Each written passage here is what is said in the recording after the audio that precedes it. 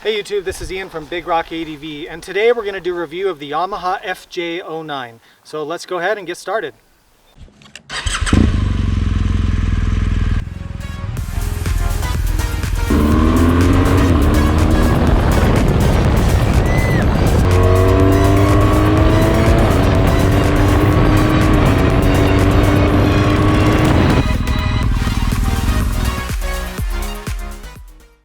So for today's review, I'm actually borrowing my friend Brandon's bike. I've been riding with Brandon since we were little kids, and he's been giving me shit ever since then. And I actually owned one of these bikes for maybe, what, less than 6 months? I can't remember. I think it was about a month. No, it was more than a month. Anyway, I own one of these. This is not my personal bike, but this is Brandon's bike. I had one just like this, but it was red. And it's a great motorcycle. We're going to go through the ups and the downs of this bike and what you should consider if you're thinking about buying one. So Brandon, why don't you come over and let's talk about this motorcycle. Just what led you to decide to purchase this bike over the competition? Well, I had been on a 2004 V-Strom 650 that I've had since 2007. She's been getting a little long in the tooth. But that was a great bike. I actually still have it. It has about 56,000 miles on it now. But I was looking for something with a bit more power, but similar riding position, Japanese reliability, and just something that I could put a lot of miles on, but really had a much more exciting power plan in it. Mm-hmm. So what have you owned to compare this to? You said the V-Strom, what else? Yeah, I had a short stint with an Aprilia Futura. Futura. Yeah, I owned a first year V-Strom 1000. But you've had two V-Stroms, haven't you? That's correct. Yeah.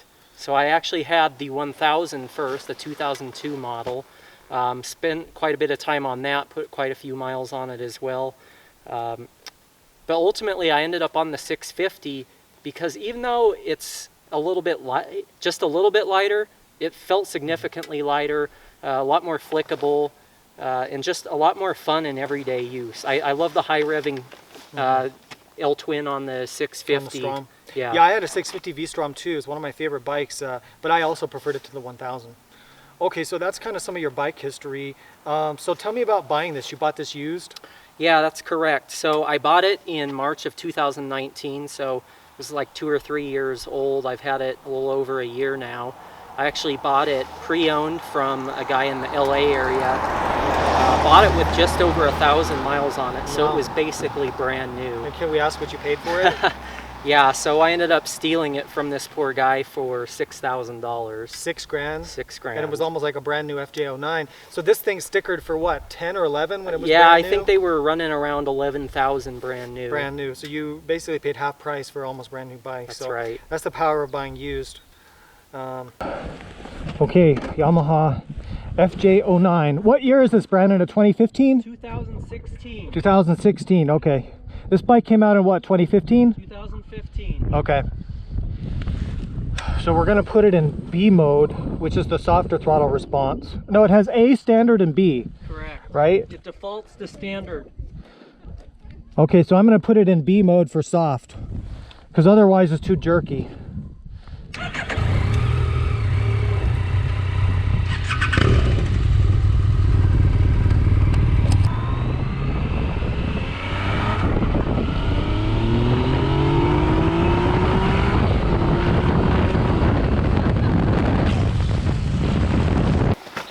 So why don't we talk about the mission of this bike? Like, what is it really designed for? It seems like it's kind of halfway between like a full-fledged sport touring bike and like a naked bike. Is that about right?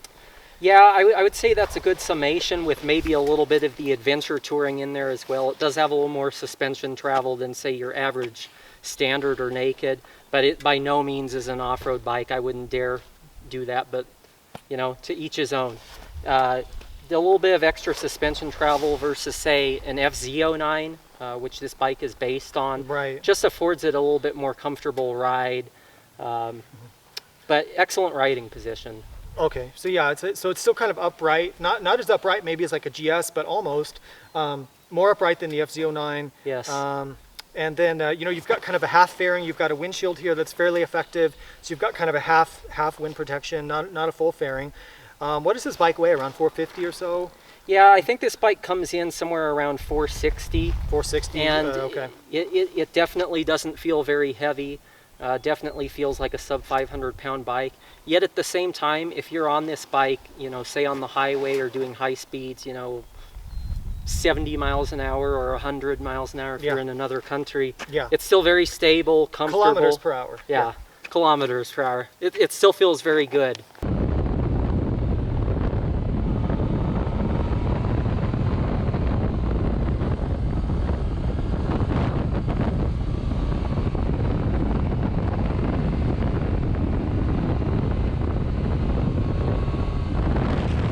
Okay, Brandon, so why don't you tell me about, what are your like 4 or 5 favorite things about this bike? Like, I mean, probably we should start with the elephant in the room with this 3-cylinder engine.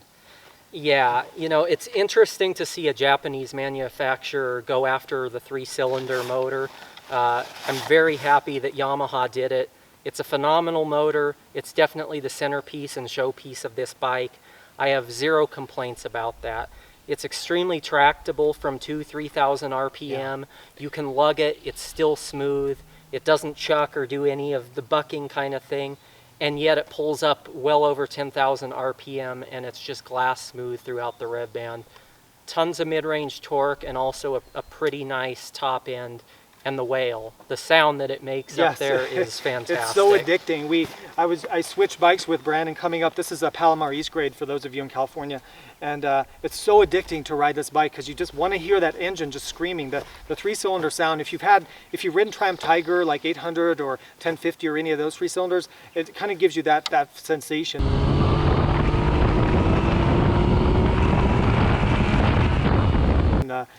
But it has like the torque of a twin, but then the top end rush of a 4-cylinder. If that Absolutely. So the 3-cylinder is my favorite motorcycle engine of all time, and I've had a lot of different engines, but really quite. What is the horsepower rating on this? About 115? I believe it's somewhere around 115, 120. Yeah, okay. And it definitely feels every bit of it, but it doesn't have any of the peakiness of an inline 4. Yeah, you have torque. I noticed you can like lug down in like 3rd or 4th gear, and then from like 2,000, it just pulls out. You know. Yeah.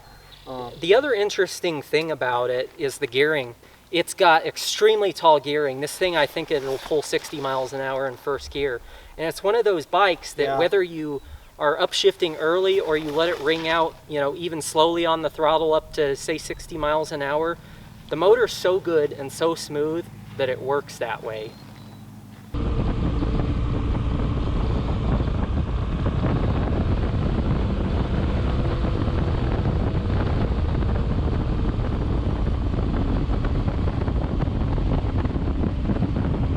So why don't you tell us about the other things you like about it? You mentioned before ergonomics were really good, like the comfort of the bike, the riding position.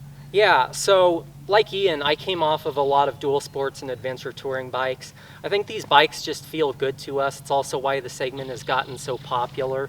These are bikes that you can live with on a daily basis. You know, you can do several hundred miles of riding, and the FJ09 and the newer Tracer 900 are no different. This bike gave me a lot of what I wanted that the V-Strom had, which is a very upright, comfortable riding position, wide bars, fairly comfortable seat for stock, roomy enough ergonomics. It might be a little tight for somebody over 6 feet tall, but I would just say the controls and where everything is works very well. So where are we riding? Off a cliff. Off a cliff? Okay. Off a cliff today. Yeah, does that sound good? Actually, I shouldn't say that. Knock on bike. No, we don't want to do that. So today we're going to do a video test on the FJ09, and if we have time we're going to also do the Versys 650, and then this is my old man's bike here.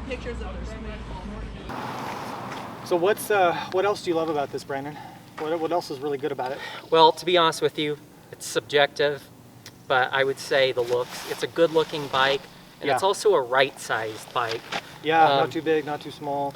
Yeah. Exactly. It definitely doesn't feel like a toy, and yet it's very maneuverable. It's something I would be happy taking on a touring trip. You know, add some bags, add a tank bag, add the right windscreen, and I could see this being a very good sport touring bike that has a good bent towards sport without punishing you.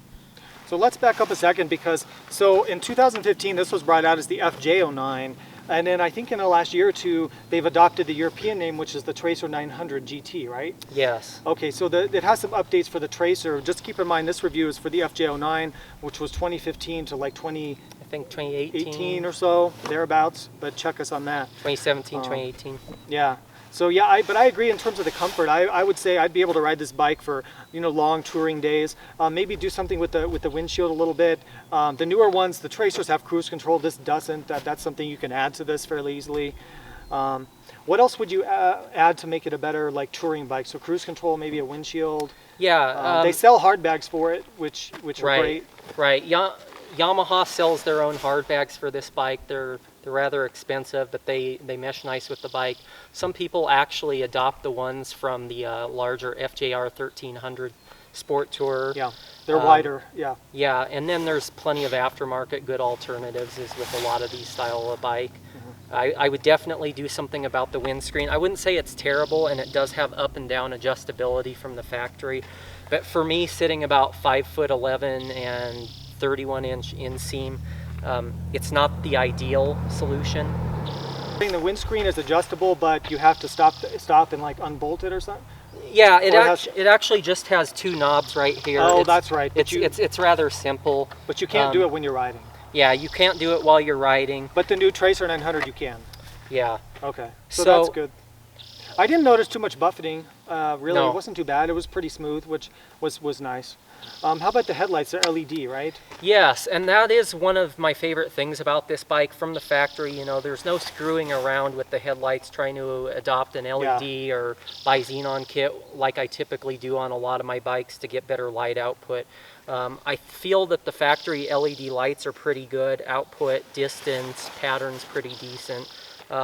If I was riding in the mountains and doing a lot of, kind of towards dark, I would probably add some auxiliary lights to it. Yeah, for visibility too, like getting a triangle of lights going. And that did kind of remind me of something about this bike. It does run the amber turn signals as running lights while the bike is on. That's nice. I don't even think my GS does that. Yeah. So see, I pay all the money for BMW. I don't even get running lights. Probably thinking we're just two nut jobs.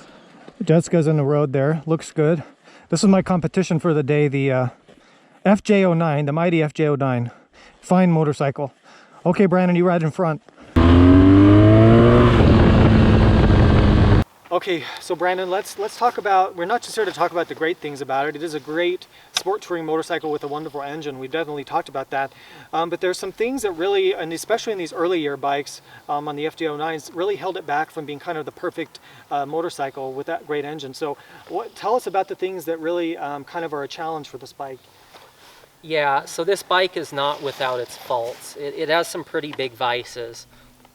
Just to get some of the biggest ones out of the way, I would say the throttle mapping and the throttle response, the general behavior of it. It's quite abrupt, especially with on, off, on kind of transitions. I think it's even worse as you're coming off the throttle. Yeah.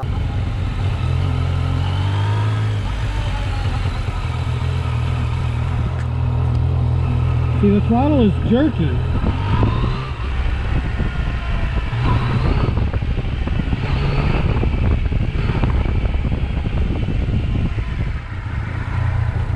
And I would suspect a lot of it has to do with some of the global emissions standards that have been out the last couple of years. So they make it lean from the factory for too emissions lean. reasons. And then, yeah, I noticed, so when I rode this bike and when I had mine, one of the reasons I ended up selling it was because I feel like I'm bucking back and forth, and I cannot get confidence in going fast on this motorcycle on a road like this. I mean, it's a great engine and a good package, but then the throttle response is so abrupt. So it's got the 3 riding modes, A, standard, and B. So A is like really sharp, standard is in the middle, and ride mode B, which I rode it in on the GoPro footage, which we'll show here, is the softer one. But even in B, it's still like bucking around. That's right.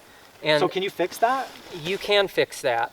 There are a number of tuners out there, both with canned tunes that you can, buy off the shelf or off the net, or ones that you can, use in conjunction with a good dyno testing session and somebody that really knows what they're doing, which is never a bad idea because there are plenty of variances in the fuel injection from bike to bike. I've been reading up on this a bit, and kind of in my stage 1 of the build on this bike, I'm going to be looking to improve that as the number one thing because, like Ian was saying, it's a confidence sapper.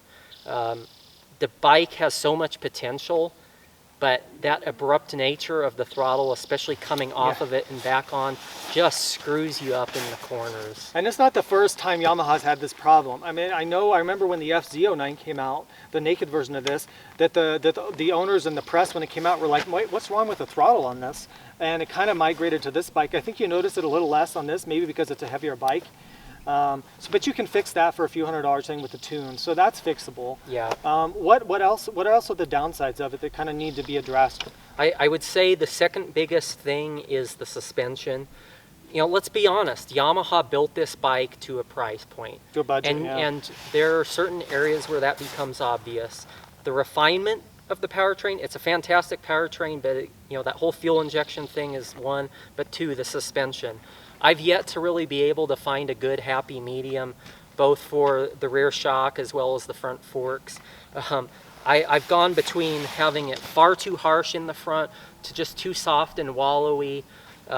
It does have adjustable preload and rebound, which I've screwed with both quite a bit lately, but still have not found that happy place. Now, interestingly, one of the things I did do was raise the forks up a little bit inside the triple tree. And that, Oh, so you increased, you made the steering sharper. You Yes. changed the rake. Okay, by bringing the fork tubes up. Okay, yes. okay.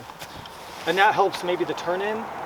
So the turn-in was an area where I found a nice improvement by raising the forks up inside the triple tree just a little bit. This is something that I've been doing for many years on a lot of my bikes. I know Ian and I used to do Yeah. this on some of our prior The adventures. V-Strom really benefited from that too. Absolutely. Just change the rake just a little bit to sharpen the steering. Yeah, and I would by no means say that it made it darty or twitchy or... By the way, we take no responsibility for you wrecking your bike if you do this. Yes. And if on an off-road, this could do you more harm than good, but on the street, it makes your turn-in sharper. So Yeah, and I would say that to that point, it actually made it a more confident handling bike, especially on something like a sharp cloverleaf. I really noticed it turned in better, but it also felt like it stayed in the turn Yeah. better.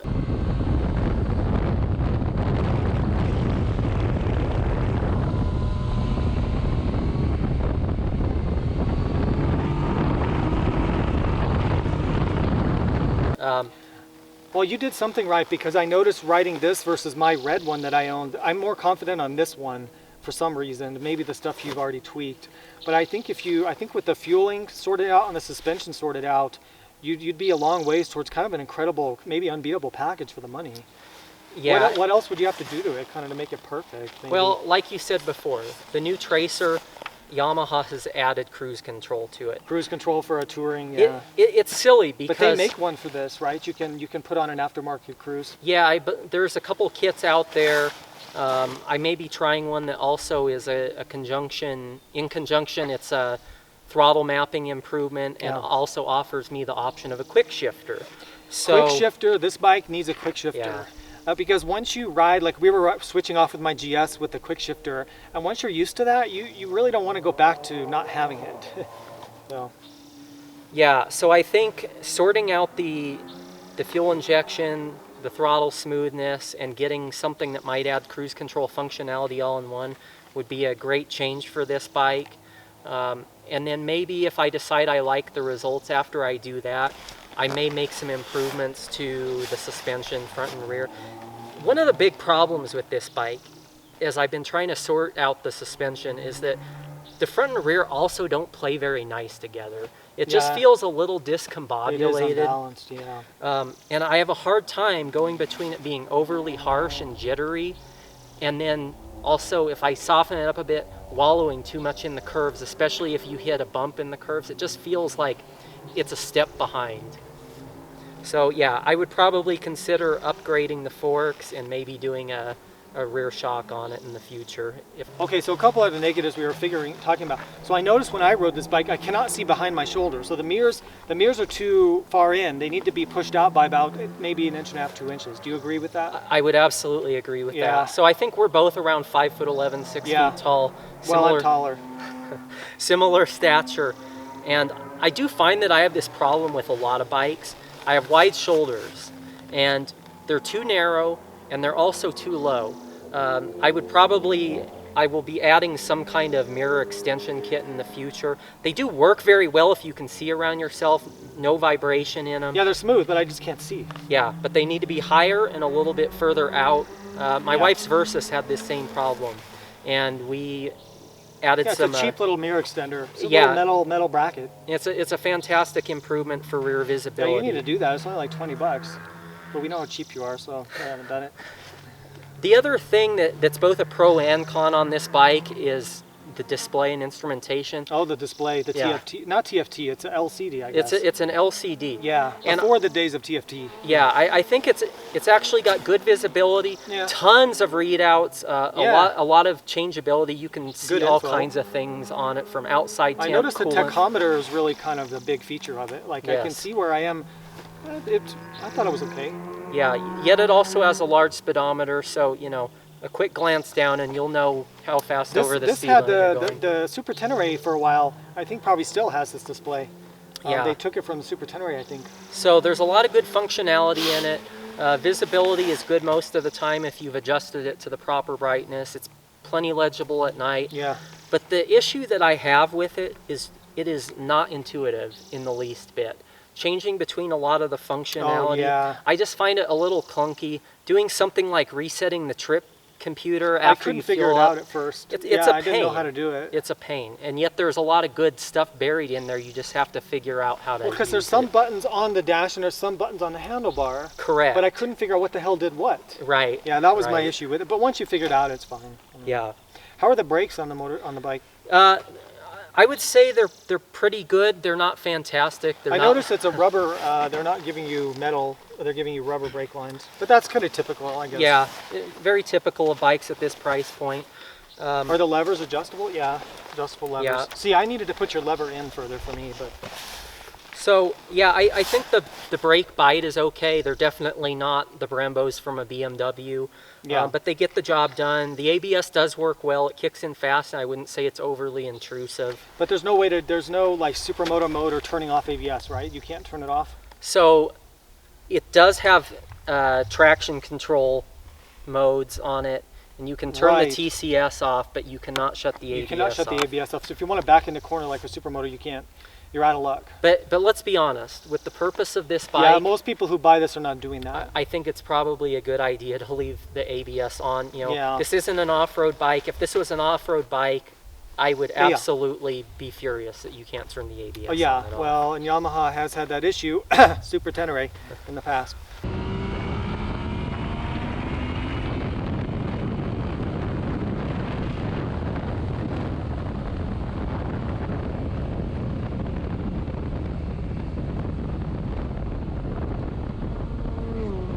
Okay, so Brandon, we've gone to the ups and the downs, the things that you can improve, the purpose of the bike, the value of it. What are your final thoughts? Like, who is this machine for, and kind of what's your conclusion on this thing? This bike is really excellent for that person that kind of wants a jack of all trades, do it all kind of bike, but maybe doesn't want to spend BMW or KTM Yeah. money. It's not an adventure bike, by the way, No. guys. It's a street bike. It has no pretense of trying to be an adventure bike.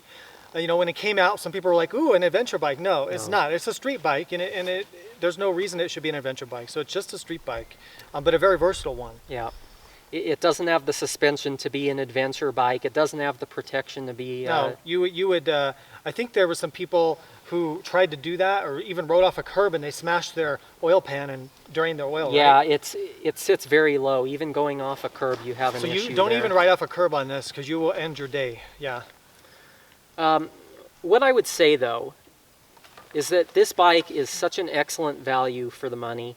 Yamaha got a lot of things right, and with maybe just $1,000 more to the price, I think they could have ironed out some of the things that hold it back, like the suspension, taking a little bit more time on the throttle mapping, making sure that the cruise control had come standard since 2015, because it's got all that stuff to It's be got able the to do it. electronics. It's ride by It's- wire. So why not give us the cruise control? Yeah, Just being cheap. which they've done now. It's just too bad it took because it them is a few designed years. for long touring rides. Yeah, absolutely.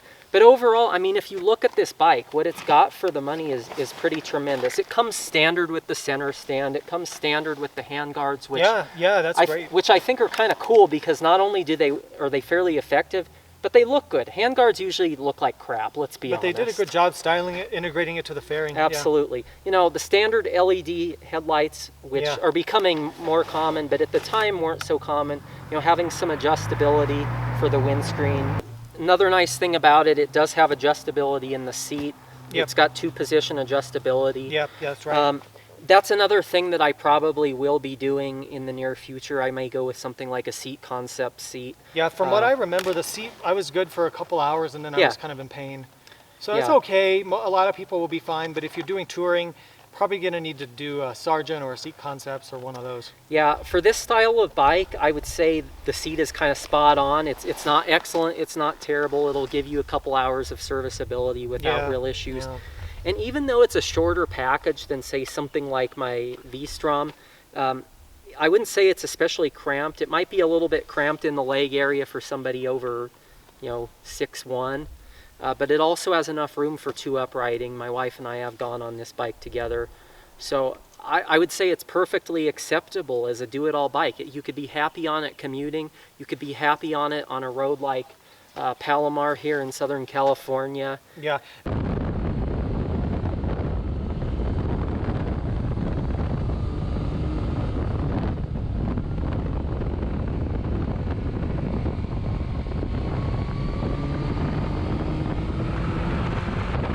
It was a blast coming up here. Even with the faults of the fueling being off and the suspension being kind of herky-jerky, I had a total blast riding this up here. I do miss mine, but I don't have the budget to have a whole garage of motorcycles. If I did, I'd probably have one of these in the garage, but I would fix the suspension, I'd fix the throttle mapping, I'd add a cruise control, add a quick shifter, and pretty much that'd be an amazing motorcycle for the, what can you get for $5 grand, $6 grand that's gonna be as good as this? I don't know. That's a tough question, and I've asked myself that several times. There are definitely bikes that are better out there, but for the money, this is damn good. Final thoughts you want to give us? You plan to keep this for a long time, right? We'll see. I've had it for a year now, and I was having a hard time warming up to it, but as I've had more time to ride lately, I'm really starting to appreciate some of the good things about it, and I think I'm going to commit to trying to soften some of the rough edges on it and seeing if I can make this a truly excellent bike. Yeah. If I was going to spend more on a bike, like let's say plus or minus $20,000, sure, I'd probably be on something like a GS. But for the money, this is the best.